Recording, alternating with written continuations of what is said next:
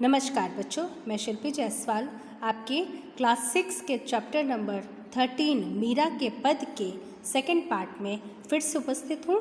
बच्चों, हम लोग मीरा के पद के फर्स्ट पार्ट को पढ़ चुके हैं, जिसके अंतर्गत हमने देखा कि मीरा के पद यानी यह जो भक्ति काल की कविता है, इसको मीराबाई ने लिखा था और मीराबाई प्रस्तुत पद भक्ति काल की प्रसिद्ध कवित्री मीराबाई के द्वारा रचित है। इनमें मीरा ने श्री कृष्ण का गुणगान किया है। ईश्वर सदा अपने भक्तों की सहायता करते हैं। गुरु की कृपा से सही भक्ति की राह पर चलकर मनुष्य ईश्वर प्राप्ति कर जीवन सफल बनाता है। ये जो लाइन है बच्चों, ये लाइन बहुत ही सटीक है इस चैप्टर के पद के अकॉर्डिंग।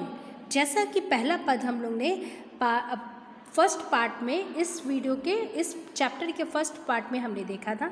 हमने इसमें मीराबाई के जीवन के परिचय के बारे में भी जाना और ये भी जाना कि मीराबाई जो है वो श्री कृष्ण की भक्ति में लीन रहती थी। ठीक है। और हमने क्या देखा? और हमने देखा इनके जन्म के समय और स्थान के बारे में मतभेद था। कुछ कवि कुछ और कहते थे, कुछ कवि कुछ और कहते थे, है ना। फिर बाद में हमने देखा कि इनके पति की मृत्यु हो गई थी और उसके बाद इनका जो है श्री कृष्ण की भक्ति की ओर मन और लगता गया। इनके पति का नाम महाराणा कुमार भोजराज था, जो कई बार मीराबाई को मृत्यु देना चाहते थे, उन्हें मारना चाहते थे। कोई इसमें ऐसा कुछ नहीं था बच्चों कि मीराबाई कुछ गलत करती थी या कुछ ऐसा था, नहीं। मीराबाई की भक्ति वो भक्ति में लीन रहती थी कि वह अपनी जो उनकी शादीशुदा जीवन था, बाकी उनका जो है जीवन था, उस पर उनका ध्यान कभी नहीं जाता था। वह सिर्फ और सिर्फ भक्ति में हमेशा लीन रहती थी। इसकी वजह से राणा जी को थोड़ी सी समस्या होती थी और वह यह चीज़ पसंद नहीं कर रहे थे। इसी वजह से उन्होंने कई बार मीराबाई जी को मारने की कोशिश की थी, जिसमें उन्होंने पहले वाले में आपको बता दिया गया कि मीरा मग्न भई हरि के गुण गाए, है ना।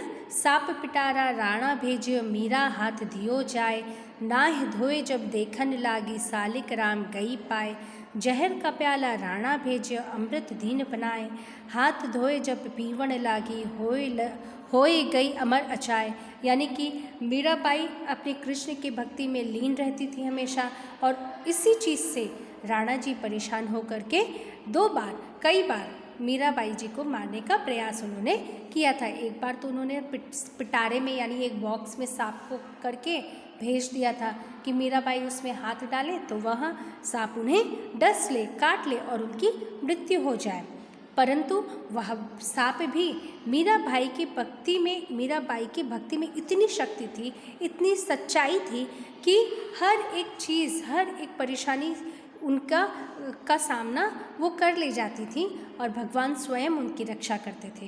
तो वह सांप जो है वह शालिग्राम के रूप में बदल गया, यानी कि भगवान विष्णु के लिए जो पत्थर पूजा जाता है उस पत्थर के रूप में वह बन गया। ठीक। और फिर एक बार उन्होंने राणा जी ने जहर का प्याला भी भेजा था, लेकिन वह कृष्ण जी के आशीर्वाद से वह जहर का प्याला क्या बन गया? अमृत के समान बन गया, जिसको पीकर जो है मीराबाई अमर हो गई। अमर तो है ही है बच्चों, आज भी हम उन्हें पढ़ रहे हैं, देख रहे हैं, समझ रहे हैं। हर एक जो भी विद्यार्थी है, जो भी भक्ति में लीन होता है, भक्त है, भगवान की भक्ति करता है, वो मीराबाई को ना जाने ऐसा कभी हो ही नहीं सकता। तो हर एक व्यक्ति के ज़बान पे जब मीराबाई हैं तो यानी वो अमर हैं, है ना। तो इस प्रकार से वह अमर हो गई। ठीक। तो अब हम लोग इस पद के, मीरा के पद के सेकंड जो पद है, दूसरा जो पद है, पहले पद का हमने क्या देख लिया? हमने अर्थ समझ लिया। अब हम लोग दूसरे पद में आएंगे, सेकंड पार्ट के दूसरे पद में आएंगे। यहाँ पर हम देखेंगे कि मीराबाई हमें क्या बताना चाह रही हैं। ठीक। सूल सेज राणा ने भेजी, दीजो मीरा सुलाए, सांझ भई मीरा सोवण लागी, मानो फूल बिछाए, मीरा के प्रभु सदा सहाय, राखे बिघन हटाए, भजन भाव में मस्त डोलती गिरधर पे बलि जाए, है ना। तो यहाँ पे देखिए कितना सुंदर मीराबाई जी ने लिखा, उनके शब्द कितने सुंदर हैं। सूल सेज, सूल सेज का मतलब क्या होता है बच्चों?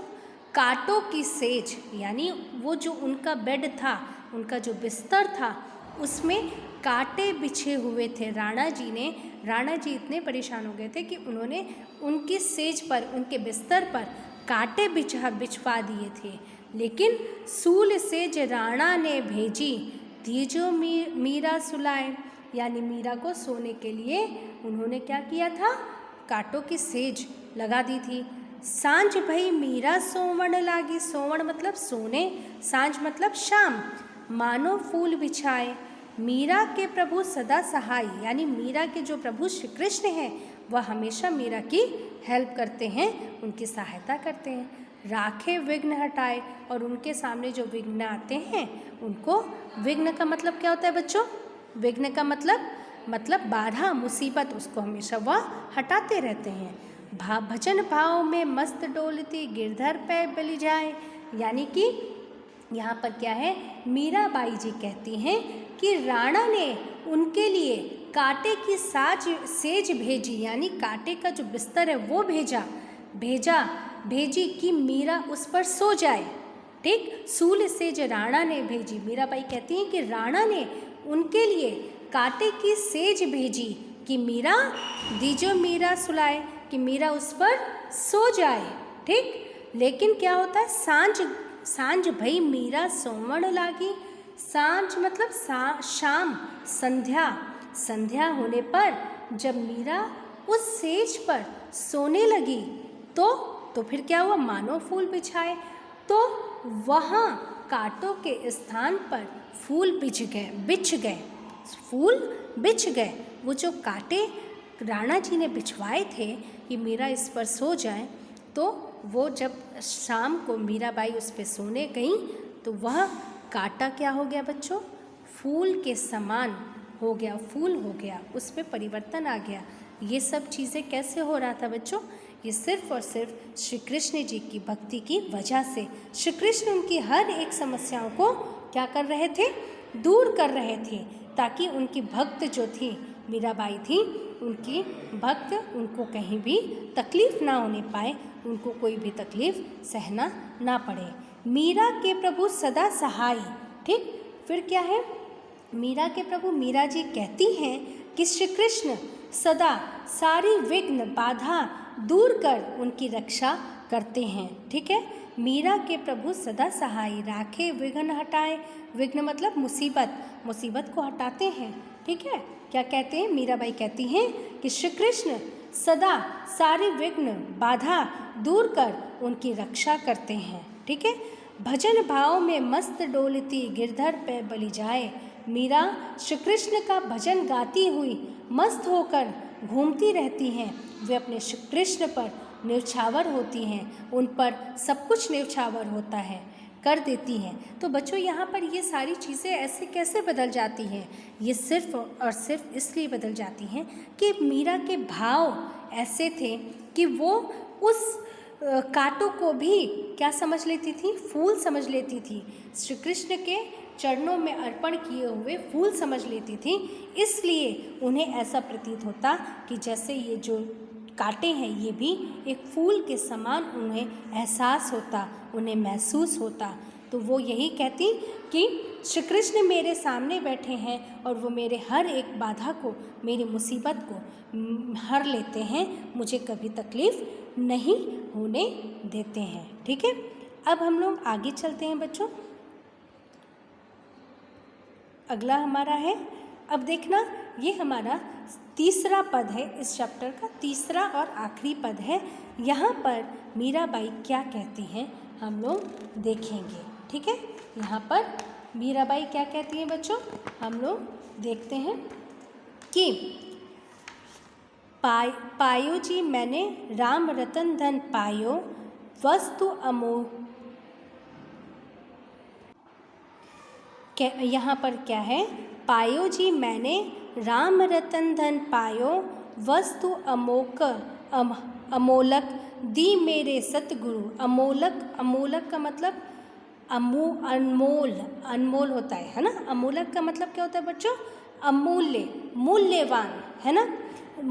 अमोलक दी मेरे सतगुरु, कृपा कर अपनायो, जन्म जन्म की पूंजी पाई, जग में सभी खुबायो, खर्चे नाही कोई चोर न लावे, यानी खर्चे नहीं कोई चोर न लेवे, दिन दिन बढ़त सवायो, सत की नाव खेवटिया सतगुरु, भव सागर तर आयो, मीरा के प्रभु गिरधर नागर, हरय हरय जस गायो।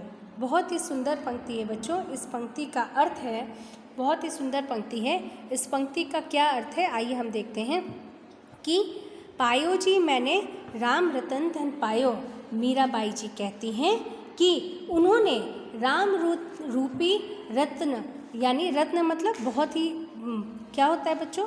अमूल्य होता है ना रत्न, तो उसी के लिए कहती हैं मीराबाई जी, कहती हैं कि उन्होंने राम रूपी रत्नों का धन प्राप्त कर लिया है। किस प्रकार? राम रूपी रत्नों का धन प्राप्त कर लिया है। वस्तु अमोलक दी मेरे सतगुरु, है ना, कृपा कर अपनायो। मेरे गुरु ने मुझे अमूल्य वस्तु प्रदान की है। अमूलक मतलब अमूल्य, मूल्यवान, ठीक है, मूल्यवान वस्तु मेरे गुरु, मेरे सतगुरु ने, मेरे गुरु ने मुझे अमूल्य वस्तु प्रदान की है। उन्होंने मुझ पर कृपा कर मुझे अपना लिया है। ठीक है, कृपा मतलब कृपा कर अपनायो। ठीक है, यहाँ पे वही कहा गया कि वस्तु अमोलक दी मेरे सतगुरु, कृपा कर अपनायो, कि मेरे गुरु ने मुझे अमूल्य वस्तु प्रदान की है। उन्होंने मुझ पर कृपा कर मुझे अपना लिया है।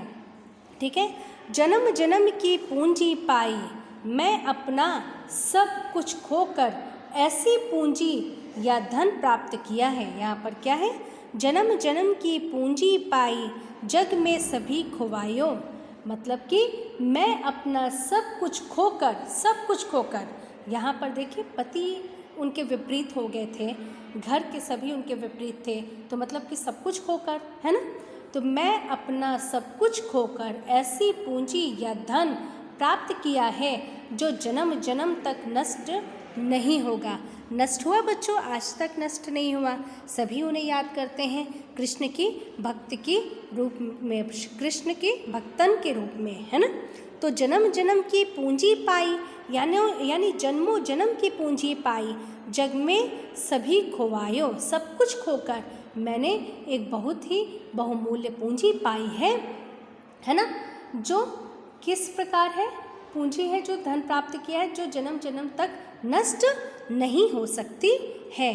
खर्चे नाही, आगे देखना, खर्चे नहीं कोई चोर न लेवे, दिन दिन बढ़त सवायो। सवायो का मतलब यहाँ पे क्या है बच्चों? सवायो का मतलब है सवा गुना, दिन दिन हर दिन बढ़ेगा। ये जो उन्होंने पूंजी पाई है ना, ये कभी खर्च नहीं होगी, कोई चोर नहीं ले जा सकता इसको, और हर दिन पर दिन ये क्या बढ़ती जाएगी, सवा गुना इसमें वृद्धि होएगी, है ना। यह धन ना तो खर्च होता है और ना ही कोई चोर उसे चुराता है। यह दिन पर दिन बढ़ता रहता है। ठीक है, यह क्या होता है बच्चों? दिन पर दिन बढ़ता जाता है। सत्य की नाव, सत्य की नाव मतलब सत्य मतलब सत्य, सही, सच, है ना। सत्य की नाव खेवटिया सतगुरु। खेवटिया का मतलब क्या होता है बच्चों? नाविक, जो नाव चलाने वाला होता है ना, उसको कहा जाता है खेवटिया। यानी सत्य की नाव, यानी सच की नाव, सत्य की नाव, खेवटिया सतगुरु। उसका जो खेवटिया होता है, यानी जो नाव चलाने वाला नाविक होता है, वह कौन होता है? सतगुरु होता है, यानी भगवान। भव सागर तर आयो, भव सागर मतलब संसार रूपी सागर, वह पार लगा देता है। यहाँ पर कह रहे हैं कि मैंने सत्य रूपी नाव प्राप्त की है। मीराबाई जी कहती हैं कि मैंने सत्य रूपी सच रूपी नाव प्राप्त की है, जिसके खेवट या पार लगाने वाले मेरे सद्गुरु हैं। वे ही मुझे इस संसार रूपी समुद्र से पार उतारेंगे, यानी इस संसार रूपी समुद्र को पार करेंगे, करवाएंगे, है ना, उस पार ले जाएंगे। फिर मीरा के प्रभु गिरधर नागर हरक हरक जस गायो। हरक हरक जस गायो मतलब क्या होता है बच्चों? इसका मतलब क्या होगा अभी मैं बता रही हूँ आपको। हरक हरक जस गायो कि कहते हैं कि मीराबाई कहती हैं कि हे प्रभु श्री कृष्ण, मीराबाई के प्रभु गिरधर नागर, हे प्रभु श्री कृष्ण, मैं प्रसन्न होकर हरक हरक जस गायो का हरक हरक मतलब हर एक जगह आपका जस यानी आपका यश, है ना। मीराबाई जी कहती हैं कि हे प्रभु श्री कृष्ण, मैं प्रसन्न होकर आपके यश का गान करूँगी, अर्थात आपकी प्रशंसा करूँगी। ठीक है, तो यहाँ पर देखिए बच्चों, बहुत सुंदर ये पद था जिसमें मीराबाई जी कहती हैं कि उन्होंने राम रूपी रत्नों का धन प्राप्त कर लिया है। मेरे गुरु ने मुझे अमूल्य वस्तु प्रदान की है। उन्होंने मुझ पर कृपा कर मुझे अपना लिया है। मैं अपना सब कुछ खोकर ऐसी पूंजी या ऐसा धन प्राप्त किया है जो जन्म जन्म तक नष्ट नहीं होगा। यह धन ना तो खर्च हो सकता है और ना ही कोई चुरा सकता है। यह दिन प्रतिदिन बढ़ता रहता है। मैंने सत्य रूपी नाव प्राप्त कर लिया है, जिसके खेवट या पार लगाने वाले मेरे सद्गुरु भगवान श्री कृष्ण हैं। वे ही मुझे इस संसार रूपी समुद्र से पार लगाएंगे। मीराबाई कहती हैं कि हे प्रभु श्री कृष्ण, मैं प्रसन्न होकर आपके यश का गान करूँगी, अर्थात आपकी प्रशंसा इस जग में करूँगी, है ना। तो बच्चों, इस पाठ से हमें यही शिक्षा मिलती है कि ईश्वर सदा आपके भक्तों की, अपने भक्तों की रक्षा करता है ना। रक्षा, उन्होंने मीराबाई की रक्षा की ना। कितनी बार मीराबाई के प्राण लेने की कोशिश की गई थी, लेकिन मीराबाई के प्राणों को किसने बचाया? श्री कृष्ण ने बचाया। क्यों? क्योंकि मीराबाई जो हैं वह सच्ची भक्ति कर रही थी, श्री कृष्ण की सच्ची भक्ति कर रही थी, और उनकी इसी भक्ति से खुश होकर श्री कृष्ण जी चाह कर भी अपने आप को उनकी मीराबाई की रक्षा करने के लिए नहीं रोक पाते थे। और वो हर बार, जितनी भी बार मीराबाई बाधा में आती हैं, समस्या में आती हैं, मुसीबत में आती, श्री कृष्ण जी उनकी हमेशा रक्षा करते थे, हमेशा ही रक्षा करते थे। तो यही इसका अर्थ है कि ईश्वर सदा अपने भक्तों की रक्षा करता है, कभी भी उन्हें तकलीफ़ में नहीं आने देता। लेकिन अगर इसी चीज़ में हम और आप अगर सोचें, जिस प्रकार से मीराबाई को बार बार तकलीफ़ दी जा रही थी, वो लेकिन सहन तो कर रही थी, बाद में उसका निवारण भगवान श्री कृष्ण कर रहे थे, लेकिन पहले तकलीफ़ को वो सह रही थी।